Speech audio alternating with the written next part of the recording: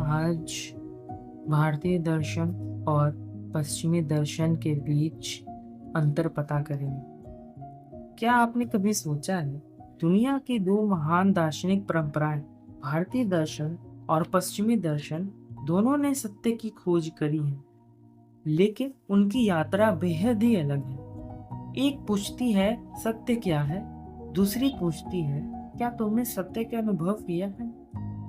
इस वीडियो में हम किसी को कम या श्रेष्ठ नहीं साबित करेंगे। हम समझेंगे कि दोनों की सोच कैसे विकसित हुई और आज हम उनसे क्या सीख सकते हैं।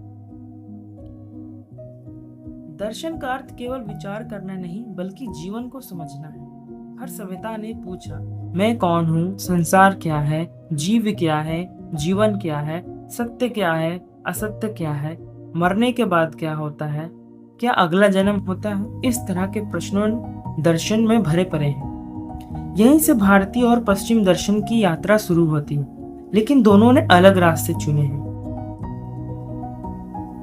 प्राचीन यूनान में दार्शनिकों ने तर्क और प्रश्नों को महत्व दिया। वे मानते थे कि सही प्रश्न हमें बेहतर उत्तरों तक ले जाते।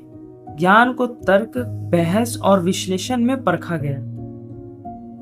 इसी सोच ने विज्ञान, गणित और आधुनिक विचारधारा के विकास में महत्वपूर्ण योगदान दिया। भारतीय दर्शन भी प्रश्न पूछता है। भारतीय दर्शन में भी दार्शनिक की कोई कमी नहीं है। प्राचीन काल से लेकर अभी तक हमारे पास बहुत सारे दार्शनिकों के नाम हैं। सांख्य सूत्र से लेकर बुद्ध का दर्शन और हेटेरोडॉक्स से ऑर्थोडॉक्स सारे दर्शन भारतीय दर्शन में पड़े हैं। चारवाक से लेकर जैन तक सब कुछ भारतीय दर्शन के अंतर्गत आता है।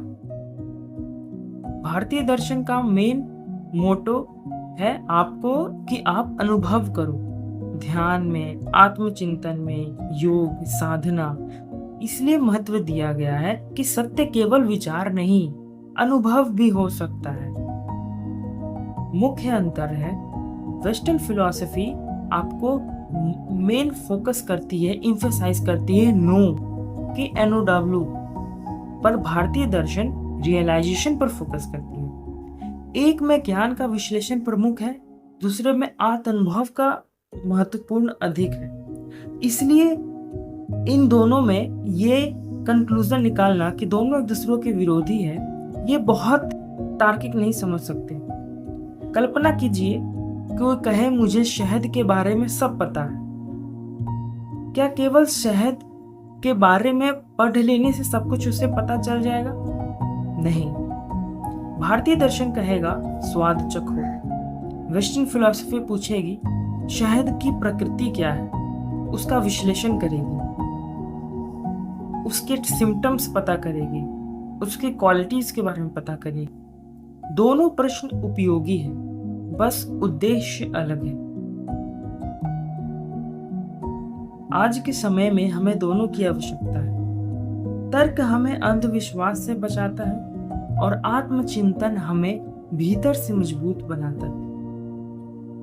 केवल तर्क पर्याप्त नहीं है, केवल अनुभव भी पर्याप्त नहीं है। संतुलन सबसे मूल्यवान है। यदि वेस्टर्न फिलॉसफी हमें बेहतर सोचने की कला सिखाती है, तो भारतीय दर्शन बेहतर जीने की दिशा दिखाता है। इसलिए शोपेनहाइमर जैसे जर्मन फिलोसोफर ने भी भगवत गीता और उपनिषदों की बहुत प्रशंसा की है। एक बाहर की दुनिया को समझाने में मदद करता है, दूसरा भीतर की दुनिया। शायद सबसे महत्वपूर्ण इसी में है कि हम दोनों से सीखें, तर्क भी करें, अनुभव भी करें, प्रश्न भी करें और विनम्रता भी रखें। यदि यह चर्चा आपको सोचने पर मजबूर करे, तो यही दर्शन का पहला उद्देश्य। मेरा आप सभी को धन्यवाद।